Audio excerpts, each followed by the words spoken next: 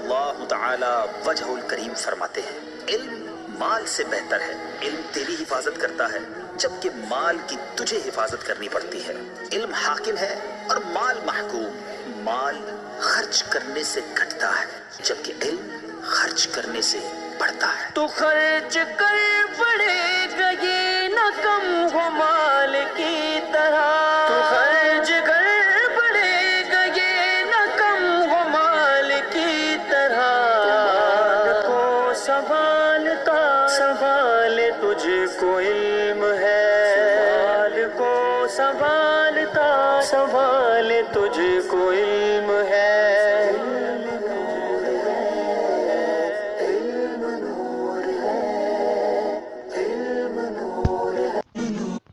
نحمده ونصلي على حبيبه الكريم اما بعد فاعوذ بالله من الشيطان الرجيم بسم الله الرحمن الرحيم الحمد للہ عز وجل۔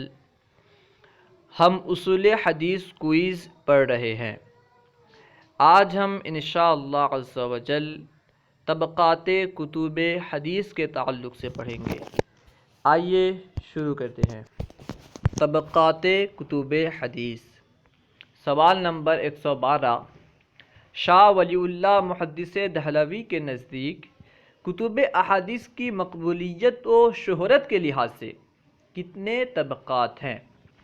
جواب 4 طبقات ہیں، یعنی شاہ ولی اللہ محدث دہلوی کے نزدیک کتب احادیث کی مقبولیت اور شہرت کے لحاظ سے 4 طبقات ہیں۔ سوال نمبر 113۔ طبقات اولا کون سا ہے اور اس میں کون کون سی کتب ہیں؟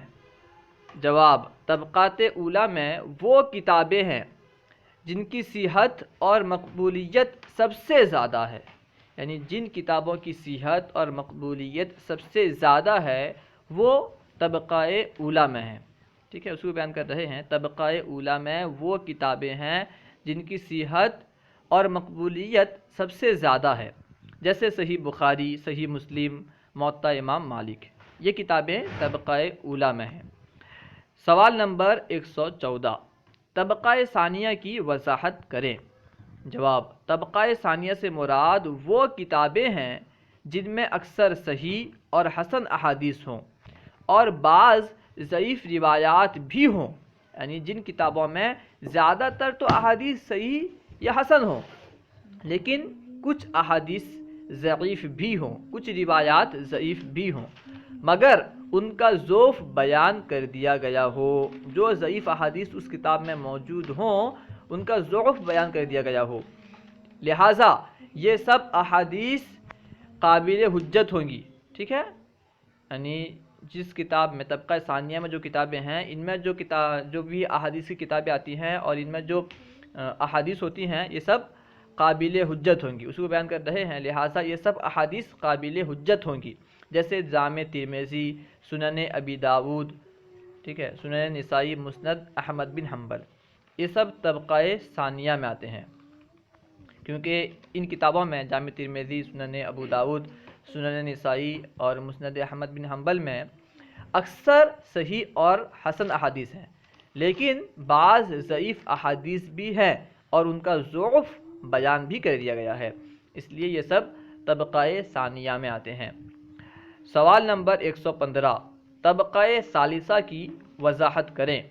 جواب، اس طبقے میں ان مصنفین کی کتابیں ہیں جو امام بخاری و امام مسلم پر مقدم یا ان کے ہم عصر تھے، یعنی جو مصنفین امام بخاری یا امام مسلم سے پہلے کے ہیں یا ان کے ہم زمانہ ہیں، حدیث میں ان کی فنی مہارت تو مسلم تھی، اور وہ ایسے مصنف تھے کہ حدیث میں ان کی فنی مہارت مسلم تھی، مگر ان کی تصانیف میں دوسرے طبقے کی نسبت ضعیف روایت زیادہ ہیں۔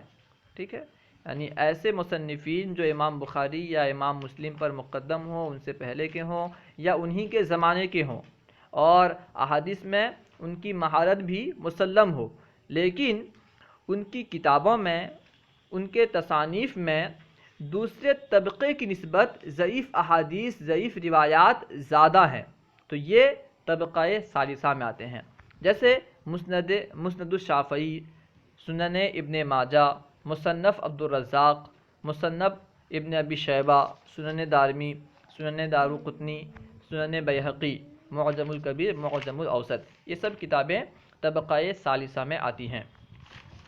سوال نمبر 116، طبقہ رابعہ کی وضاحت کریں۔ جواب، چوتھے طبقے میں ان متأخرین کی کتابیں ہیں جن کی روایت کردہ احادیث کا قرون اولیٰ میں ثبوت نہیں ملتا، یعنی جو احادیث بعد والے متأخرین نے، بعد والے مصنفین نے یعنی متأخرین نے اپنی کتابوں میں جمع کیا ہے، لیکن ان احادیث کا قرون اولیٰ میں ثبوت نہیں ملتا ہو، ٹھیک ہے۔ تو ثبوت نہ ملنے کا معنی کیا ہے، اس کی وضاحت کر رہے ہیں۔ اس کے دو ہی مطلب ہیں، یا تو متقدمین کو ان احادیث کی اصل نہیں مل سکی، یا انہوں نے ان روایت میں کوئی علت خفیفہ دیکھ کر ترک کر دیا، جیسے دارمی، ابو نعیم، ابن عساکر، کامل ابن عدی۔ مراتب ارباب حدیث۔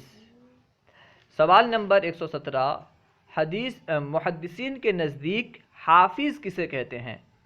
ایک تو حافظ جو عرف میں استعمال کیا جاتا ہے کہ جو بندہ قرآن پاک کو حفظ کر لیتا ہے، مکمل قرآن پاک کو یاد کر لیتا ہے، اسے حافظ کہتے ہیں، لیکن محدثین کے اصطلاح میں حافظ سے مراد وہ نہیں ہے جو مکمل قرآن کو یاد کر لے، تو پھر کون ہے اسے بیان کر رہے ہیں۔ سوال نمبر 117، محدثین کے نزدیک حافظ کسے کہتے ہیں؟ جواب، جس شخص کو 1,00,000 احادیث متناً و سنداً اور ان کے روات کے احوال جرحاً و تعدیلاً یاد ہوں۔